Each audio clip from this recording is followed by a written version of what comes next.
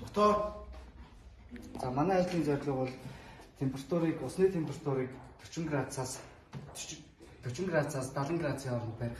Тэгээд 40 градусаас бага болчвол усаа халаагаад 70 градусаас их болчвол усаа хөргөнө. Тэгээд хөргөх халаах систем нь энэ мотор хоёр дэш эргэлтэйгээр ашиглаад шийдсэн. За одоо ажиллаж үзүүлье. Бензинээ ашиглаж халаах хөргөх системийг харуулж байгаа.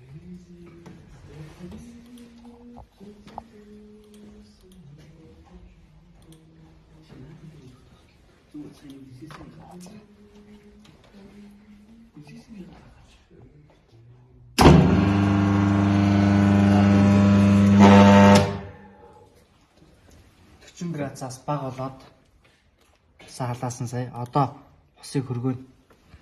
Бензинээ. За. Бензинээ юм чи юм. За энэ хүү дуслах гэж байгаа. За энэ хөргөөч. За энэ дээр аль нь бензинээс? Энэ хөргөөх нь. Энэ нь болохоор халаах нь. Ажиллаж байгаа үед яахан ч моторсон буцаа цагаан. Тэгээд 40-70-ийн хооронд усны температур байвал халаах хөргөх систем ажиллахгүй.